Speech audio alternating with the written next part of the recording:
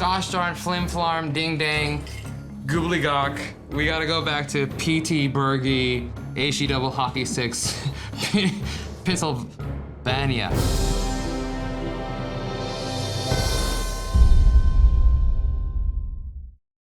Hello, I'm Doug Jones, and today we're gonna talk about Lawnchair Larry. Cheers. Cheers. Our story begins in 1962. A 13-year-old boy named Larry Walters walks into an Army-Navy surplus store, and amongst the Swiss Army knives and the heavy-duty flashlights, he sees right before him a weather balloon. Suddenly, inspiration hits him like a bolt of lightning. He says, "Oh my God, if I had enough of these balloons, I could fly." He graduates from high school and enlists in the U.S. Air Force, but due to his poor eyesight, he's rejected, and this devastates him. But he says, you know what? I'm not gonna let this stop me. Fast forward to 1982. Larry is now a 33-year-old truck driver, and he still hasn't been able to get this idea of flying out of his head. Larry's driving his truck. He hears an airplane. He looks up, and he's like, son of a bitch. That's gonna be me someday.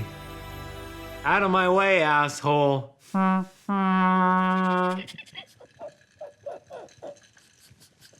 Let it out.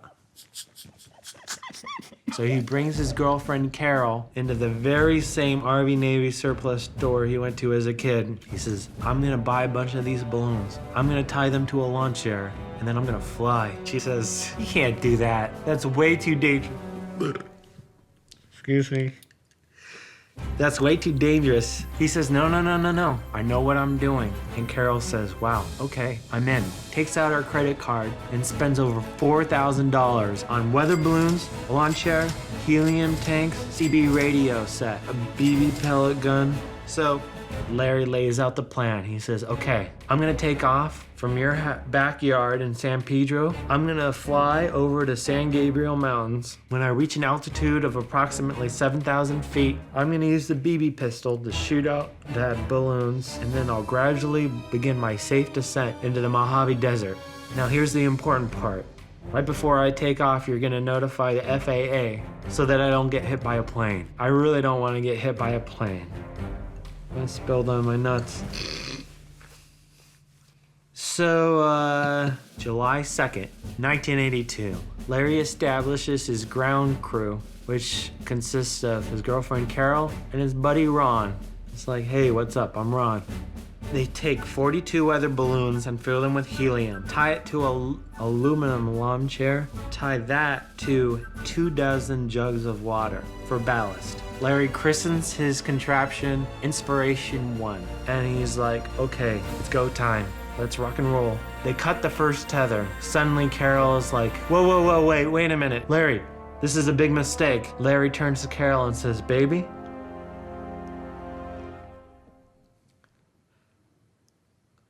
I'm sorry, but a man can't just sit around. Right then and there, a gust of wind comes along, and the second tether snaps in half, and Larry shoots off into the sky at 1,000 feet per minute. Carol freaks out. Larry is up in the sky, and he's like, oh my God, my greatest wishes come true. Ron turns to Carol and says, my God, Carol, we forgot to notify the FAA. Oh my God, I'm so drunk. So, Larry gets on a CB radio, and he's like, okay, I'm at 500 feet. I am now entering federal airspace. I am at 1,450 feet, higher than the Sears Tower. I am now at 6,500 feet. I'm above the clouds. At that very moment, 2 commercial airplane pilots flying by. He's like, see the game last night? That Fernando Valenzuela has one hell of an arm. That son of a bitch. And then Larry's like, now I'm at 8,000 feet. Oxygen becomes scarce at 8,500 feet. He's like, when I was a teenager, I experienced Beatlemania, but this is more like Fernando mania. Am I right? And then Larry's like, holy shit. Oh my God. I'm at 16,000 feet. I'm 3 miles above sea level. I thought I would stop at 7,000, and now I am at Double, two over double. Oh, God, dear God. Oh, what have I done? The pilot looks over. Well, I'll be a son of a bitch. A guy on a lawn chair holding a gun? Carol freaks out. She's like, Larry, you're too high. You're gonna get in trouble. But she's like, how's the view? And he's like, it's nice. It's real good. But you're right. It's time to come back down now. He takes the BB pistol. He shoots out. Pew, pew, pew, pew, pew, pew, pew. 7 of the 42 weather balloons. And then he sets the gun on his lap and it falls into the sky and it's gone. And he's like, oh my God. Whoa, no. Oh no. What am I gonna do now? Well, as it turns out, 35 weather balloons is the perfect amount of balloons to make a safe and gradual descent into land. Inspiration 1 lands on the power cords in Long Beach and knocking out the power in the entire neighborhood. Carol runs up to him. Carol says, oh my God, thank God you're okay. Gives him a big ass hug and is like, please tell me you're never gonna do that again. He makes the evening news. He never gets charged with anything. The very next week, Larry gets a special invitation to be a guest on the Late Night with David Letterman. Wow. Letterman says, wow, how does it feel to accomplish something that you've always wanted to do? And Larry says, I've achieved inner peace, and I'm the happiest person alive today.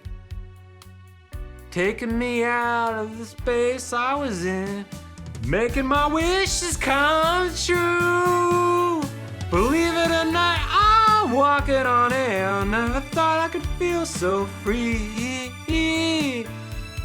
Flying away on balloons in a chair. Who could it be? Believe it or not, it's Larry. And that's now officially a parody, which is royalty free. So you can use this. So Larry Walters. Larry Walters. Hi, my name is Laura Seton, and today we're talking about Gordon Cooper. The year is 1963. Gordon Cooper, he's this military test pilot from Oklahoma. NASA had just begun, and so he was one of 7 astronauts chosen for Project Mercury. Also really chill. He was like, please call me Gordo. Don't call me Gordon. I'm not that official, right? And so all these space missions go off without a hitch, and NASA's like, we've done really well. Congrats, NASA. And they're patting themselves on the back. And Gordo's like, guys, I totally get it. Like, that's really cool. Like, pats on the back. But if you want to send a man to the moon, you should maybe see if someone could be in space for, I don't know, 24 hours. And NASA's like, ugh, yeah, I guess, Gus. Yeah, sure, Gus. Gordo. Oh, shit. Sorry, I'm an idiot. It's okay. You're fine. So Gordo goes on the launch pad. NASA would be like, hey, just like really quick, like don't touch anything. NASA would completely control everything. It was so bad that the astronauts felt like spam in a can, is what they referred to themselves as. So anyway, he launches into space and it's like 3, 2, 1, blast off.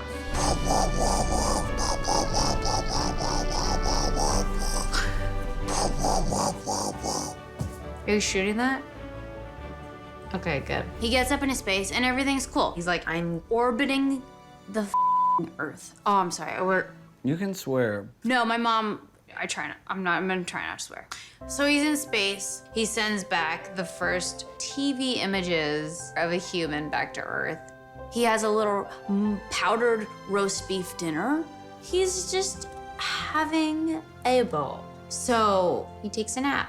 The first guy to ever sleep in space. He wakes up and he's like, it's good to be Gordo. And then he's like, oh, no, it's not, because beep, beep. Oh, I have no stabilization unit. Everyone on Mission Control is freaking out. They're like, oh God, this doesn't look good. And Gus Grissom is like, bro, I love you. I'm gonna tell your wife you're a hero. Gordo's like, no, stop it. I'm gonna take control over the spaceship. Gus is like, you're about to do something no one has ever done before. And Gordo's like, yeah, no, I know. So just shut the up, Gus. I've got control. And he starts to take over manual control. But at that moment, he loses radio signal with Gus Grissom. And so he gets a radio signal over to his friend John Glenn, who's on the recovery boat over in Japan. And he's like, John Glenn, hey, it's me, Gordo. I have absolutely no power in my spacecraft, and I just want to get back home because I'm a really chill guy. It's me, Gordo. And he's like, okay, here's what we're gonna do. And so together they go through this checklist. Put this thing up, like press this button. There's all these things he needs to do. But then Gordo's like, oh, and his carbon dioxide meter's going off. And it's like, beep, beep, you're and he's like, oh my God, you're right. I'm totally but he's chiller than that. No, hold on. He's way calmer than that. John Glenn, look, my carbon dioxide meter's going off and it's like 100 degrees in my cabin, which means he's dying, but he's not being a Debbie Downer about it. He's like, I need to get to Earth. But like manual reentry had never been done before. So if he enters Earth's atmosphere too steep, he's gonna blow up. So he says, okay, there's the Big Dipper, there's the Little Dipper, Gemini. He draws an axis on the window and uses the constellations as his constant. And he says, this is going to be my angle at which I can enter Earth's atmosphere, which I think is pretty incredible. So John Glenn is like, okay, 10, 9, 8, 7, 6. Gordo's like, let's just like do it, I'm ready. So he fires, what does this mean? What's it called when there's fire coming out of stuff? When it's like a fire, he fires the rockets. He had a $5 wristwatch, and that's what he used to figure out how long to fire his rockets. Gordo is like, I'm entering Earth's atmosphere! Bravo to me! Wait. Oh.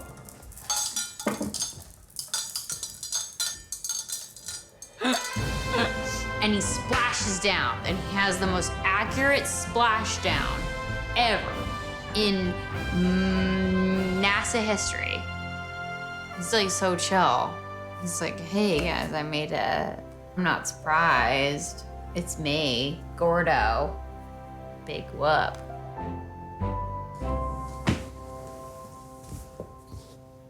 Gordo changed the game. Great. He had a $5 wristwatch. Hello, this is Solomon Giorgio, and today we're going to be talking about Mr. Fred Rogers. Won't you be my neighbor? Won't you be my neighbor? I would be your neighbor. Aw. So, starts in 1951. Fred McFeely Rogers. He watches children's TV for the first time. And for the most part, it's just slapstick. Guys throwing pies on each other's faces, windows being cranked, and whatever nonsense is happening is like, well, this is just garbage. Hot garbage, what are we watching? And he's like, I want to do this, but I want to do it for the kids. And he actually got a job at NBC. But they were like, we got to do commercials, cigarettes, alcohol made out of cigarettes, Yeah. all that fun stuff. Let's make the kids like this. And he just got fed up, was like, this is not good enough for me. I gotta go back to Pittsburgh, off Pennsylvania, and see how what I can do. I can't believe Mr. Rogers would swear. Oh, I'm pretty sure he was like, gosh darn, flim flam, ding dang, goobly gawk. We gotta go back to Pittsburgh, HE double hockey sticks, Pennsylvania. They get back to Pittsburgh, and he starts working with WQED. He gets an opportunity to have his own show, and he's like, oh, that sounds wonderful. Do you have any money? And And they're like, no. So figure that out. And he's like, oh, great. We gotta do something with this tight budget. Maybe we should just do puppets. Puppets are tight. Everybody loves puppets. And he's like, all right, we're gonna call this Mr. Rogers' Neighborhood.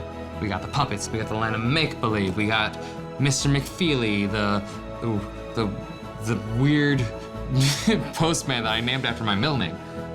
And we're gonna make kids feel special. And he does that. And they started broadcasting on the public broadcasting station. And guess what he deals with again? Financial problems. Shit. He can't hide from them. They're everywhere. All right, I need to do a fundraiser. I guess I'll do a fundraiser in Boston. That's a good place for fundraisers to happen. And surprisingly, out of nowhere, 10,000 people just show up.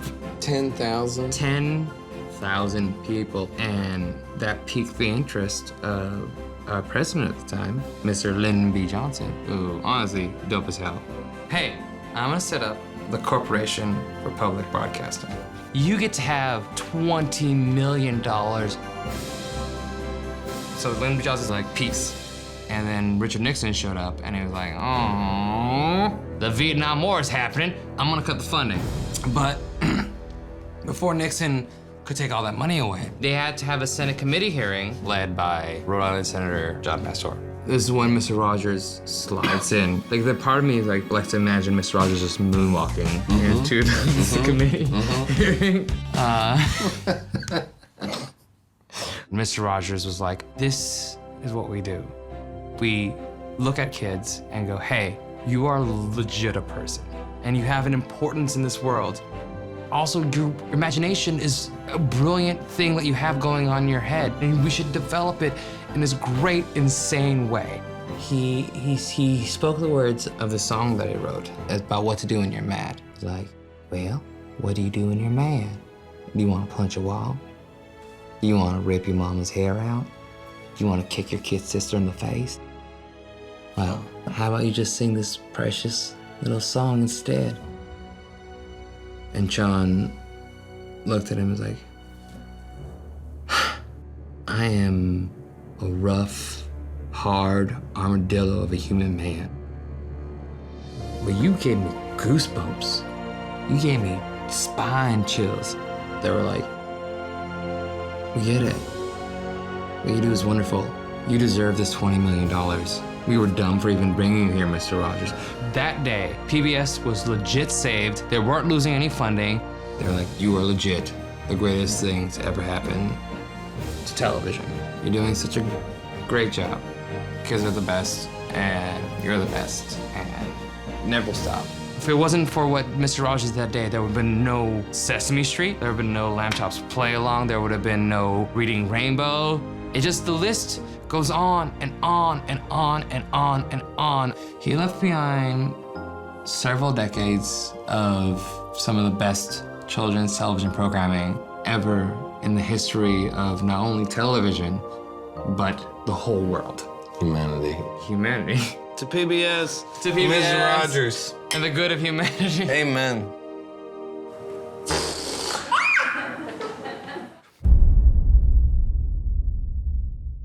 Hello, I'm Mike Still, and today we're going to talk about Ernest Thompson Seton, the founder of the Boy Scouts of America. Cheers. Ernest Thompson Seton was born to a really mean dad. His life at home was awful, so he ran out into the woods, and it was a place that he could truly explore. He said, I am a human that exists among birds, among beavers, among badgers, among animals. He got to fantasize about being an Indian, and he drew the most beautiful pictures of birds. So in 1893, he meets his girlfriend's father, Fitz Randolph. He's like, we got all this problems out in New Mexico. We got these wolves. They're killing us, all of our cattle. They're getting out there, they're eating the cattle. We just need someone to like help us out. We just need someone. Nurse is like, I'll do it. No problem. He spent a ton of time in the wild. He's very used to this. So Ernest gets out to New Mexico. He's like, I hear there's all these wolves to kill. The cowboys are like, no, no, no, man. There's one. His name is Lobo, the king of Carumba. Ba, ba. The king of Carumba. Seton's like, let's do this. And as he works through the woods, he's tracking the animal. He looks, he picks up a leaf. Oh, Lobo, you've been here. And Lobo's like, yes, you know I am. You know I am. Well, I'm on my way to get you. All he wants to do is kill this wolf. Whoosh! With some sort of bow and arrow, a rifle.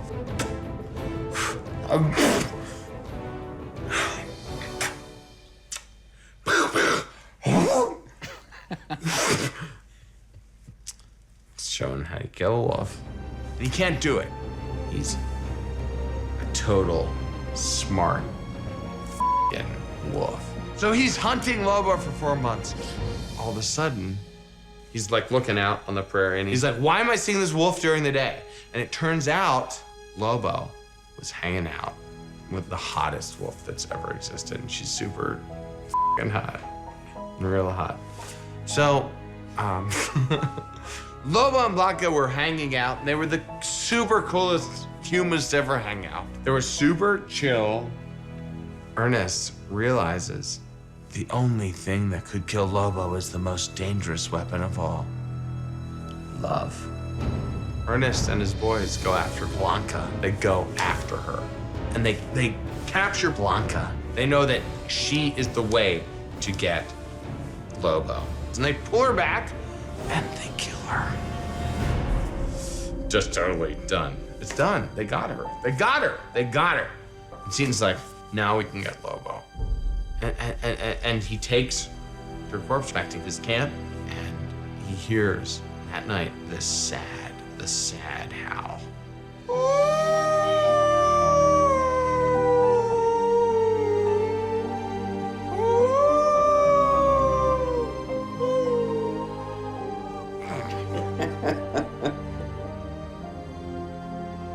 And Lobo came closer than he ever did before. And he was caught by 4 traps. And Seton came out and was like, got him, we got him. But then he looked in this animal's eyes and he realized this was someone that was heartbroken. This was someone that was completely heartbroken. So Seton said, I'm not gonna kill him. He carried him back, he gave him meat, and then he died. But this f***ed him up. He couldn't believe that he had like killed this animal. Yeah, he was just like, what the f*** did I do here? Like, I f***ing killed this beautiful animal that somehow it was okay to like kill things? Why? Why? Why? Like in capital letters. So he put out a book. It was called Wild Animals I Have Known. He gives the animals in his book personalities and thoughts, and most people can't f***ing deal with that. It blows their f***ing minds. So after years later, in 1902, he's writing books, he's drawing pictures of birds. And then all of a sudden, he hears all this noise. And he looks out, what is going on out here? Tons of boys start vandalizing his house. He just runs after these boys, and they're like, sorry, man, we come from troubled homes. We had abusive dads. And Ernest is like, whoa, what the f***? You're just like me. He says, all right. And you get all these boys together and hang out on Easter. And they're like, what's this guy's deal? We have no idea what he's going to do. And he's like, you thought I was gonna reprimand you. Guess what? We're learning about woods. We're learning about survival. We're learning about trees. We're learning about all the things that humans need to know to prosper. He called his hangout the Woodcraft Indians, and eventually grew into the Boy Scouts of America. All right, so here we're gonna do a slip knot. Slip knot. Pretty easy. So all I'm gonna do is go over, hold on, it's already pretty bent. So we go over this, right? And we go over that. Oh, so we go over each knot. Knot. It's now just a rope.